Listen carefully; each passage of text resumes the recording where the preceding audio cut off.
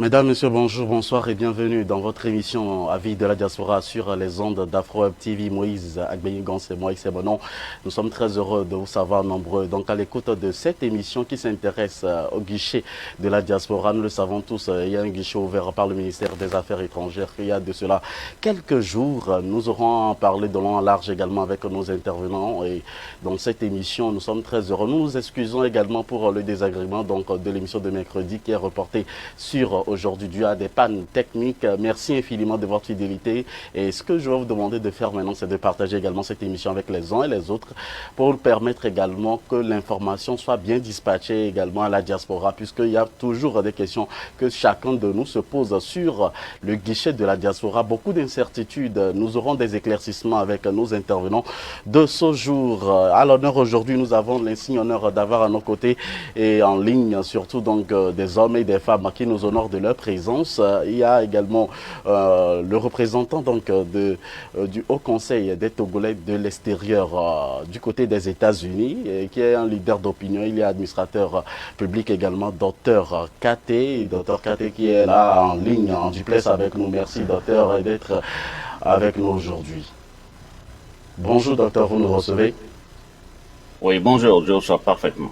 Merci beaucoup, docteur. Alors, nous avons également une reine de beauté, une femme africaine, une femme togolaise qui milite beaucoup pour les Togolais et également du côté de la diaspora. Elle est présidente de l'association des Togolais de Charlotte, Madame Dede Sama. Bonjour.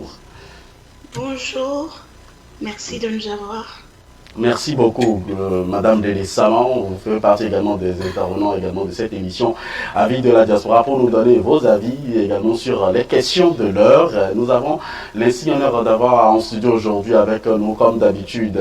Il se bat également, il se donne le temps également pour nous aider et nous conseiller également et surtout donner ses avis sur les problématiques de l'heure. Aujourd'hui, donc, il est là, il est également président de la mission patriotique pour le salut du peuple.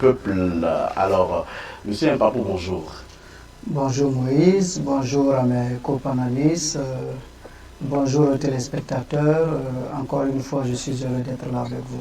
Merci Monsieur Mpapou d'être avec nous aujourd'hui. Donc, vous pouvez nous appeler sur le 319 462 89 79. Le numéro sera affiché dans quelques instants à votre écran pour nous appeler, participer également à cette émission. Surtout également donner votre avis sur le guichet de la diaspora lancé donc le 10 mai dernier par le ministère des Affaires étrangères de l'intégration des Togolais de l'extérieur. Son Excellence le professeur Doucet a procédé également au lancement du guichet de la diaspora et du programme d'action pour le renforcement des contributions de la diaspora au plan Togo 2025.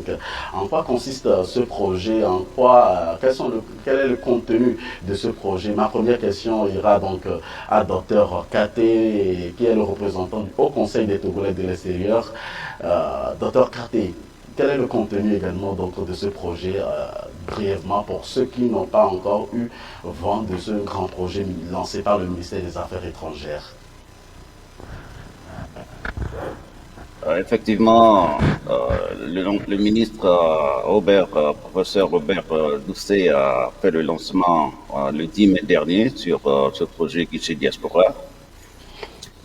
Pour comprendre ce projet et voir ce qu'il y a dedans, il faut simplement se mettre à l'idée que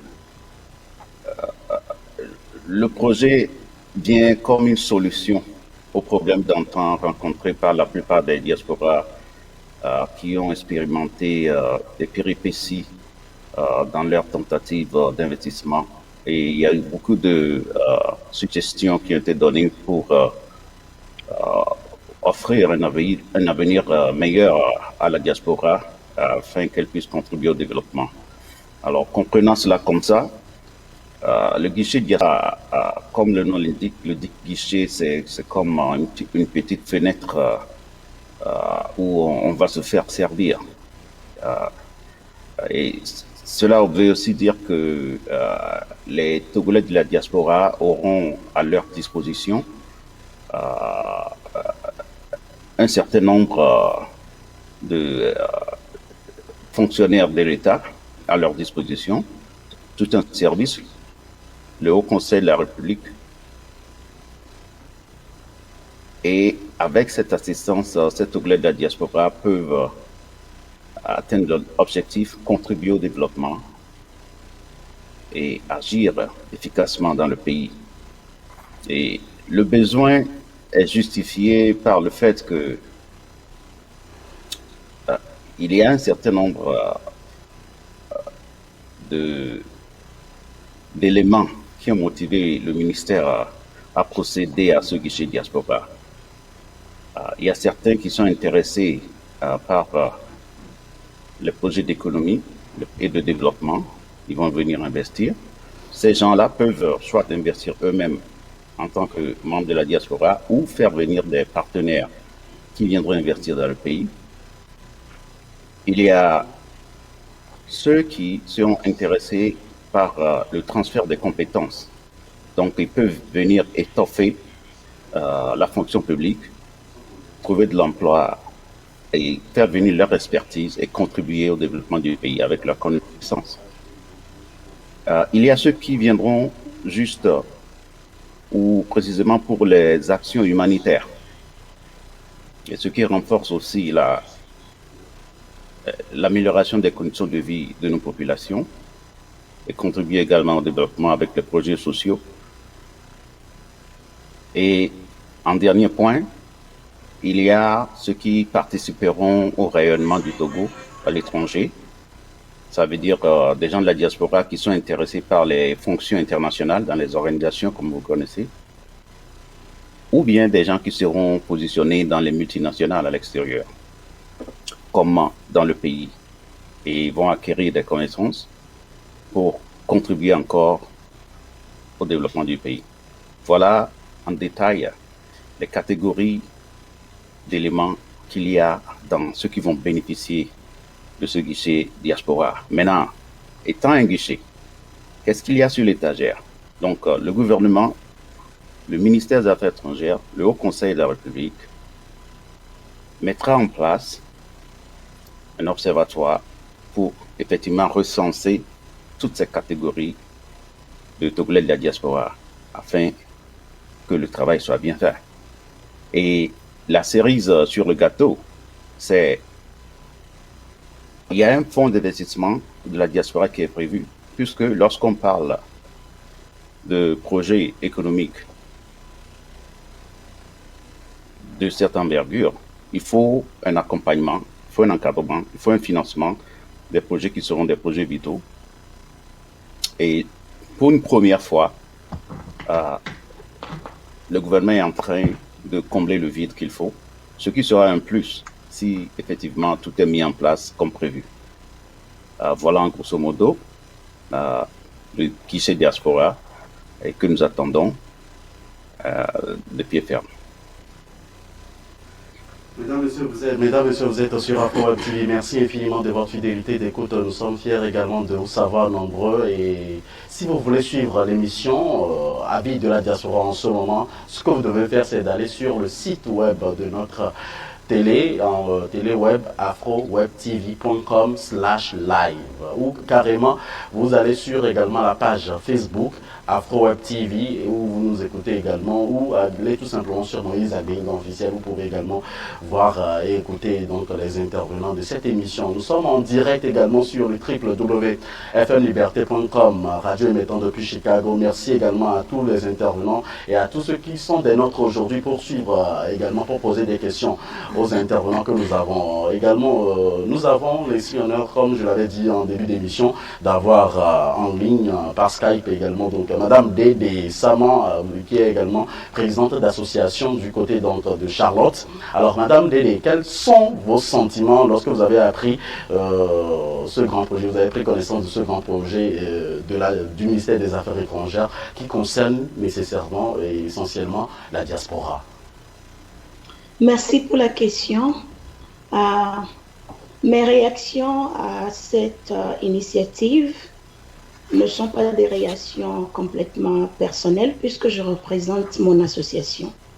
Alors, quand j'ai appris, j'ai été informée de l'initiative, j'ai informé certains membres de mon association et je leur ai demandé de réagir, de me dire qu'est-ce qu'ils pensent de cette initiative. Comme ça, je peux représenter leur inquiétude, leur réaction et tout. La plupart des réactions que j'ai reçues sont des réactions de doute, des réactions de questionnement, des réactions de méfiance.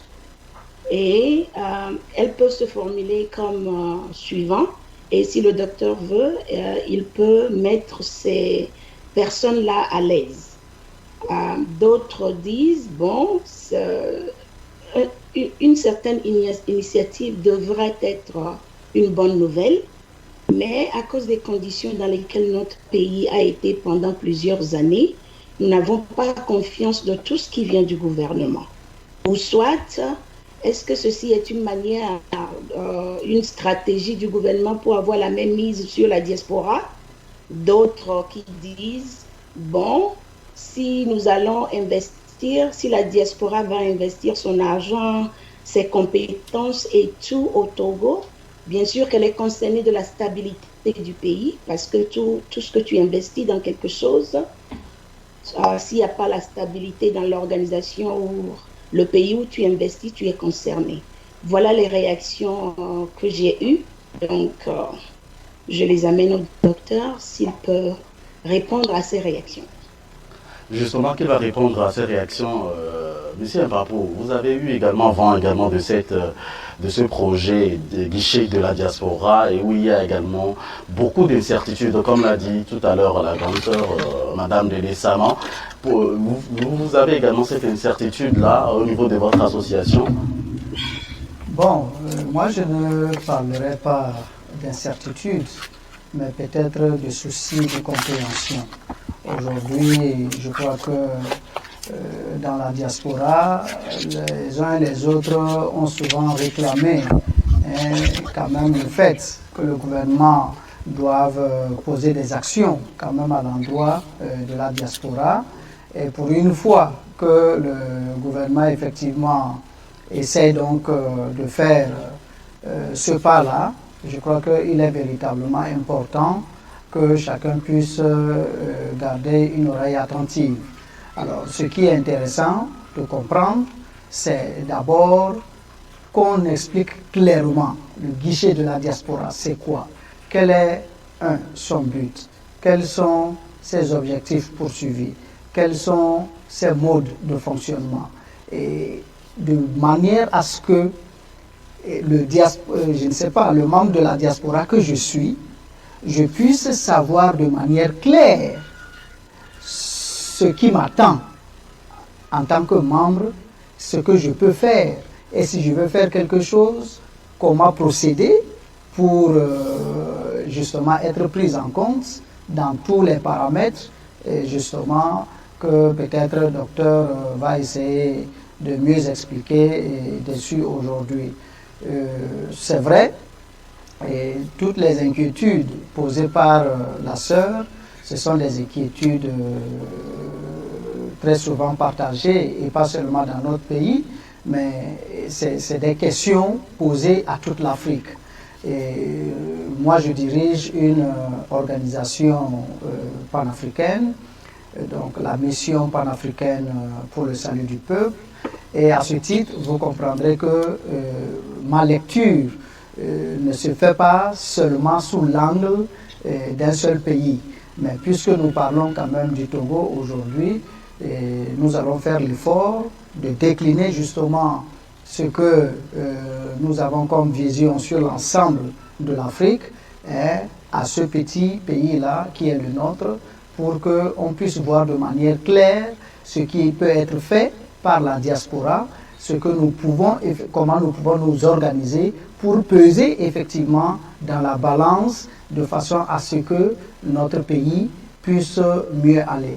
Donc vivement, je souhaite que cette émission-là nous permette de mieux comprendre effectivement les tenants et les aboutissants, le fonctionnement justement de ce guichet unique pour la diaspora, afin que vraiment nous puissions vraiment nous en servir. Pour cela, mon association est une association déjà qui œuvre essentiellement dans la prise en contribution par rapport donc à tout ce qu'il faut faire pour aider notre pays à changer donc de visage. Pour nous, ce n'est que donc une très bonne nouvelle, une chance qui nous est donnée davantage pour mieux agir.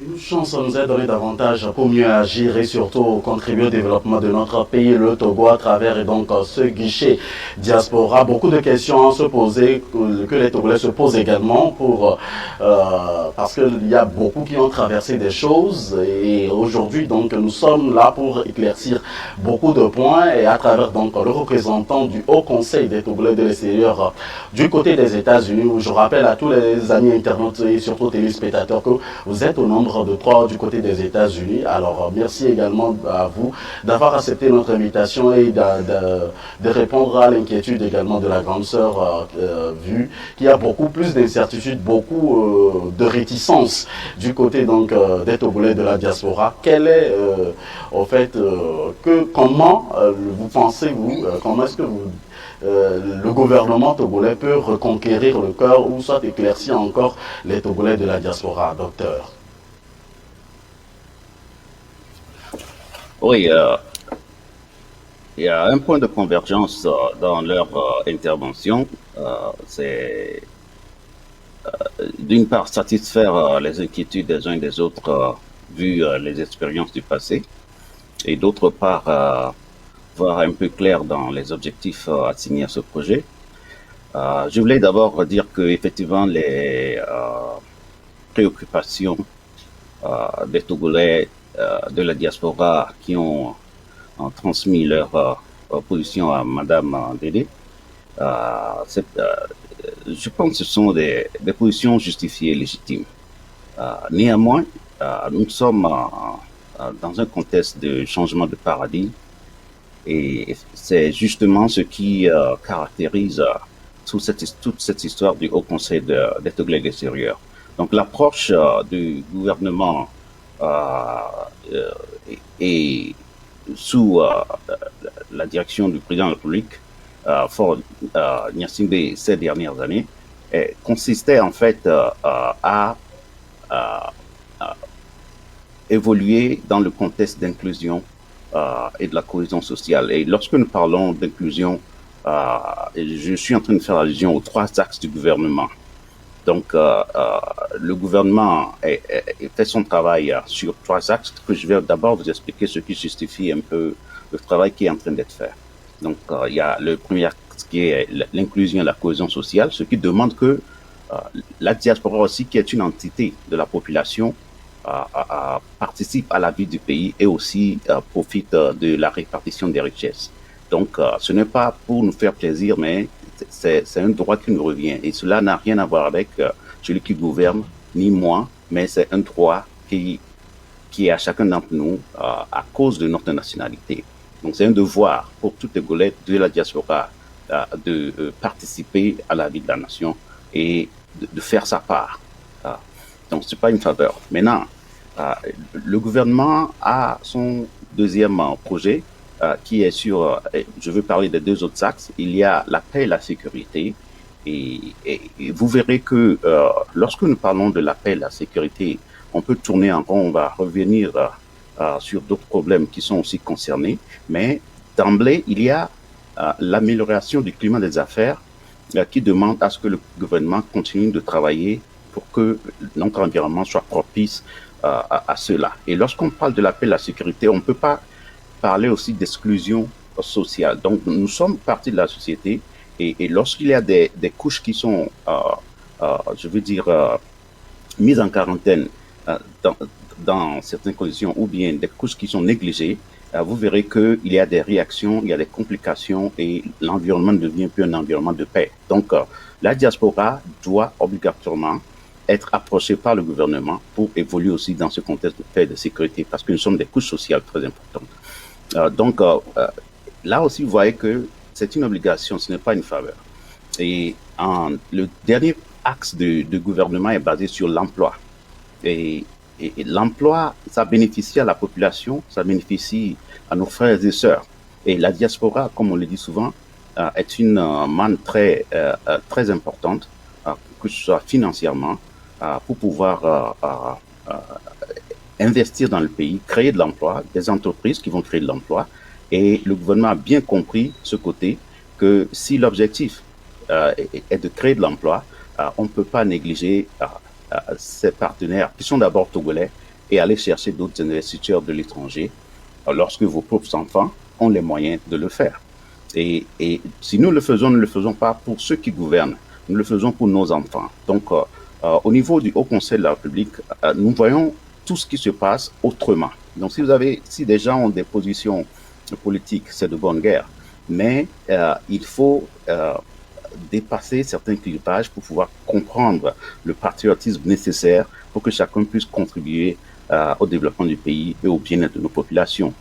Et c'est ce que nous faisons au niveau du Haut Conseil de la République. Le paquet qui vient d'être sorti, je vais parler du guichet diaspora, ce n'est pas un paquet pharaonique, titanesque, pour dire que c'est pas faisable, mais si c'est faisable. Rien ne dit que c'est du miel, mais nous allons nous y atteler, faire les ajustements nécessaires, et ça va marcher. Mais la bonne nouvelle maintenant, c'est que l'approche du chef de l'État, c'est de changer le paradigme en faisant un travail avec les concernés. Donc nous, les gens de la diaspora, cette fois-ci, on nous demande de participer au changement, de participer à l'amélioration des conditions de vie de nos populations, de participer à asseoir un climat qui nous est propice à nous-mêmes par rapport à nos expériences que nous avions eues dans le passé. Que ces expériences soient des mésaventures ou pas, maintenant on nous dit, venez nous accompagner, venez participer au changement vous-même tel que vous voulez que ça marche pour vous avec vos affaires. Prenez place dans le Haut Conseil de la République, prenez place dans les institutions qui vont se dégager de cela. Il y a eu quelques évolutions. Il y a des années, on n'avait pas un ministère dédié aux Togolais de l'extérieur. Aujourd'hui, c'est chose faite. Il y a plusieurs années, on n'avait pas des Togolais de l'extérieur qui travaillent étroitement avec le ministère des Affaires étrangères pour prendre soin d'eux-mêmes. Aujourd'hui, c'est chose faite avec le Haut Conseil des Togolais de l'extérieur. Et maintenant, nous évoluons vers des choses plus pratiques. Nous allons maintenant attaquer les idées d'investissement. Et c'est un travail qui ne sera pas simple, mais je pense que ce travail est bienvenu et nous le faisons ensemble avec vous, avec les associations, tous les Togolais de l'extérieur. Personne n'a la solution miracle. Voilà, mais le guichet diaspora peut être une aubaine à saisir. Madame Léléa, merci également d'être avec nous. Nous savons que vous êtes tellement chargée et ça fait plaisir de savoir d'avoir également une grande dame qui milite également pour les causes des Togolais du côté de la diaspora. Je rappelle à tous les amis internautes, aux auditeurs également, que vous êtes présidente de l'association des Togolais à Charlotte. Et dites-moi, est-ce que vous avez vraiment senti depuis l'élection des hauts conseils des Togolais de l'extérieur, depuis leur élection jusqu'au jour d'aujourd'hui, ce qu'ils font sur le terrain pour impacter les associations, ou soit pour est-ce qu'ils travaillent, qu'est-ce que vous avez senti de leur part par rapport à ce qu'ils font sur le terrain? Dites-moi clairement ce que vous avez eu à voir de la part des hauts conseils des Togolais de l'extérieur. Bon, jusque-là, comme le docteur peut le dire lui-même, les délégués ont été choisis en 2019 et toute l'année 2020, le monde a été dans la pandémie. Donc, il n'y a pas eu vraiment d'opportunité de faire grandes choses. C'est maintenant que nous sommes informés de leur programme, de leur plan. Et tout ce qu'ils viennent de faire là, c'est de nous contacter et de commencer par mettre ce programme à nos dispositions.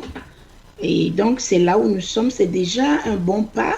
Nous allons voir là où ça va aller, nous espérons que ce sera une bonne expérience et nous espérons que les programmes seront appliqués de telle manière que ceux qui ont des doutes, de telle manière que ceux qui ont des questions peuvent avoir des réponses et regagner la confiance des Togolais de la diaspora, parce que c'est là le plus grand travail. Je pense que tout le monde veut bien que le Togo marche, que le Togo aille de l'avant, qu'il y ait du progrès. Nous sommes des Togolais, tout ce qui concerne notre pays, ça nous concerne, nous aimons le Togo et tout le monde veut que le Togo avance.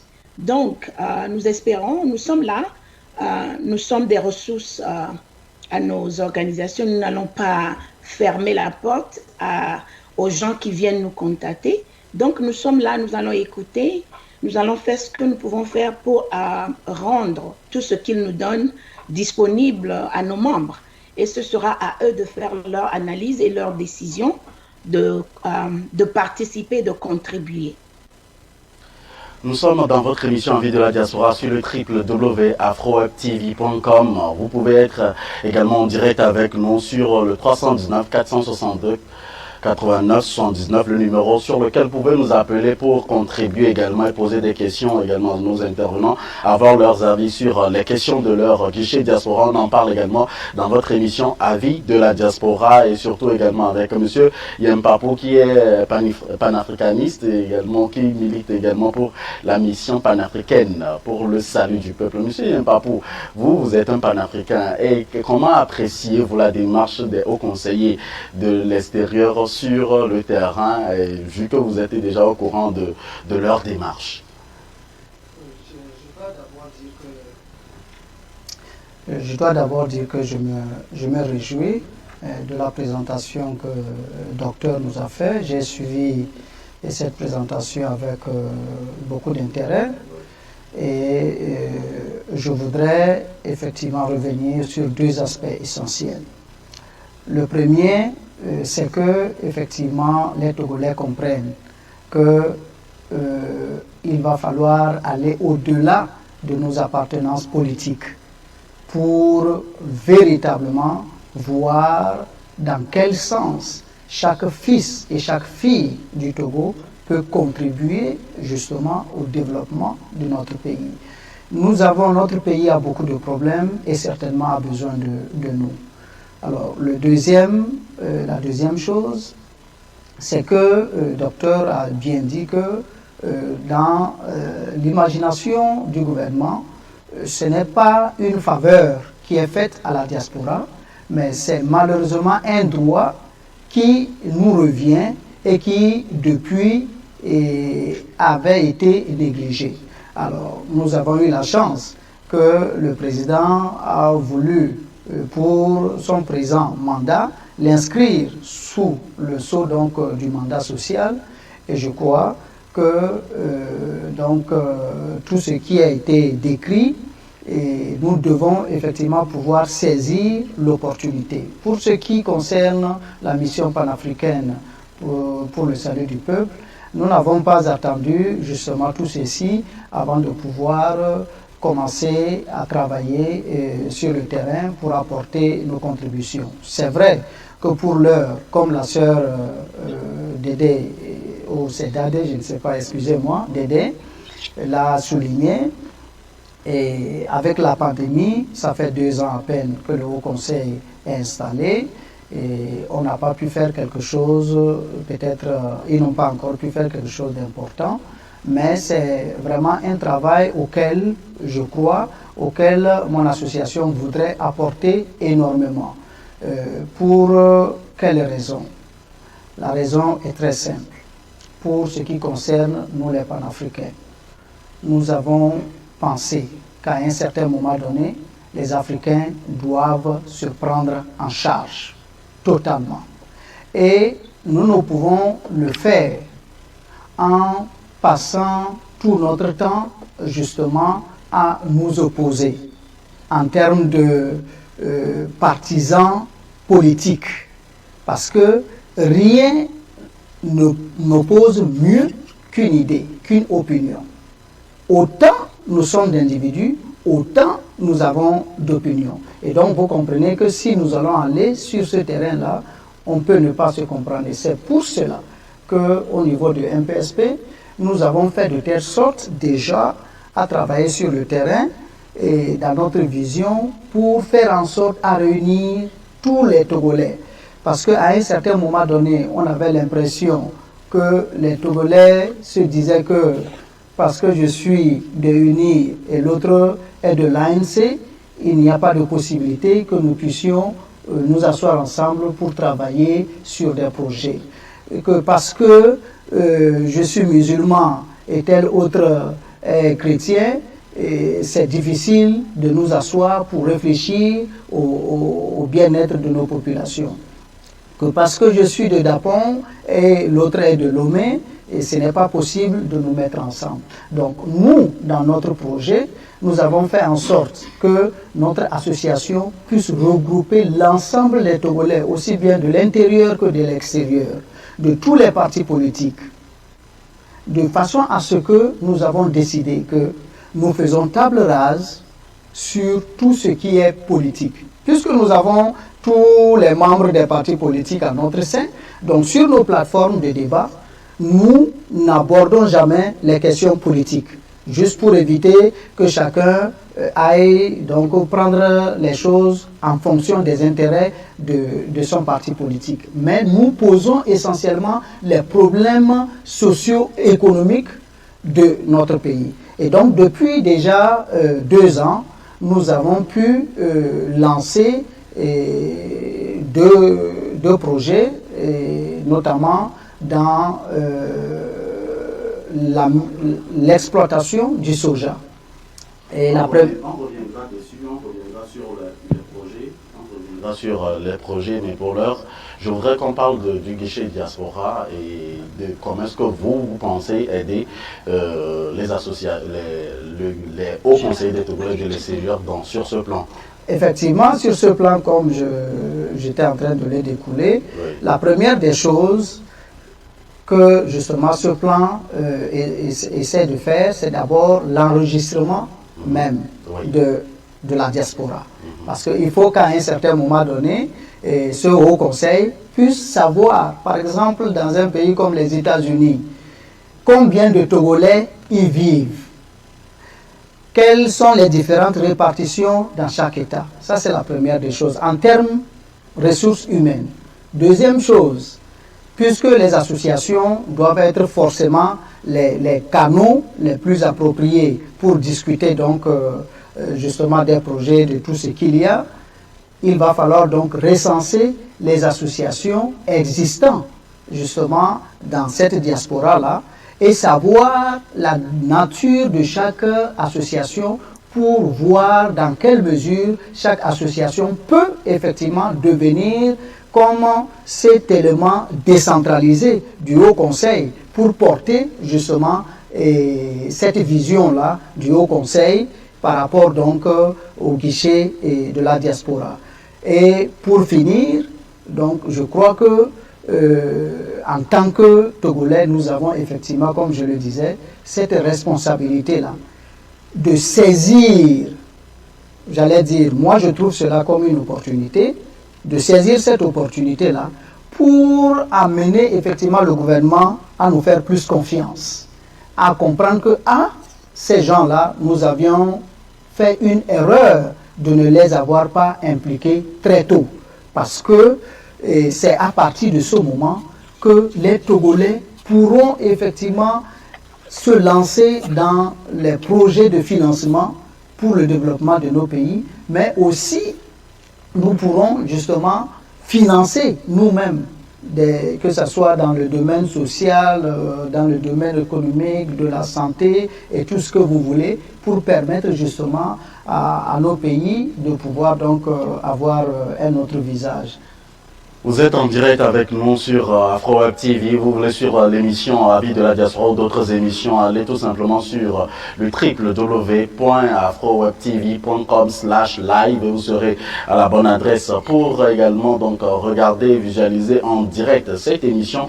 J'espère que le docteur nous reçoit très bien, 5 sur 5. Je voudrais lui poser une question, à savoir, à ce moment donné, on sent que le gouvernement, son excellence le président de la République fort et Zina Nyassibé est en train donc de s'intéresser beaucoup plus à la diaspora et quelles sont les stratégies mises en place pour ce projet et pour mettre encore une fois les Togolais en confiance, parce que c'est la confiance qu'il faut faire, parce qu'il y a beaucoup, on connaît beaucoup sur le terrain qui ont eu à envoyer des projets, qui ont eu des projets dans le passé, à proposer des projets, à envoyer même des partenaires également, mais qui ont eu beaucoup de déceptions. Quels sont les plans d'action donc prévus pour la réalisation de ce projet, et dites-le nous.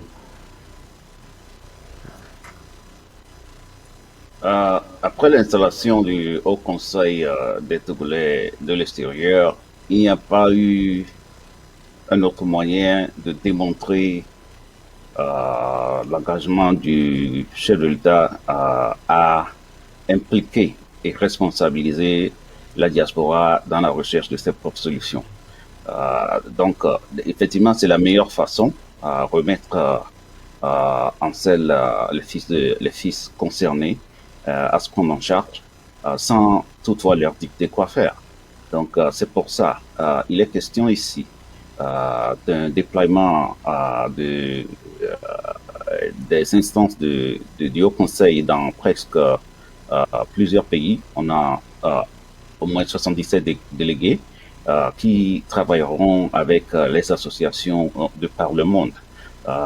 Il est prévu que ces délégués installent des groupes de travail qui seront composés des associations et des personnes de bonne volonté et aussi certainement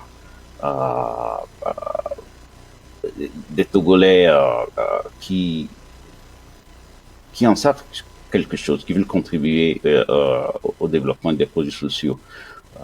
Donc, ces groupes de travail qui sont beaucoup plus sur le terrain, ces groupes de travail qui sont constitués des gens expérimentés d'autres associations, tout ça constituerait une richesse de connaissances pour un déploiement effectif de cette stratégie. Figurez-vous que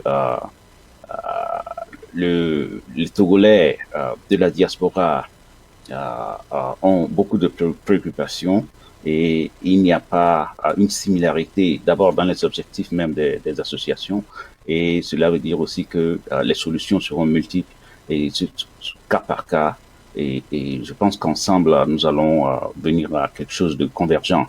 Le guichet prévoit pour son fonctionnement une centralisation de tout ce qui va se passer, même au niveau des investissements, des projets d'investissement, pour que tout cela soit des objectifs mesurables. Et à la fin, on puisse comptabiliser combien d'emplois ont été créés et combien de diasporas ont utilisé ce canal privilégié, qui ont bénéficié de tout ce qui se passe, ont pu avoir accès aux facilités disponibles pour réussir leur projet. Il y a aussi une sorte de plateforme d'incubateur qui sera en place pour encadrer avec tous les soutiens possibles des entrepreneurs, un groupe d'entrepreneurs ou bien des entrepreneurs de la diaspora ou des projets sélectionnés pour que tout cela mène à point à des résultats plausibles. Bref, voilà à peu près ce qui va se passer. Mais les jours à venir, je pense que le ministère continuera de dérouler le détail des stratégies. Nous allons posément, actuellement nous sommes au niveau de la constitution des groupes de travail, et dans ce contexte au niveau de la zone Amérique, il y a une conférence des présidents d'associations des leaders et des entrepreneurs qui est en perspective pour le 30 mai prochain, ici aux États-Unis. Donc à plusieurs niveaux, dans plusieurs États, je pense que le déploiement se fait à compte-gouttes.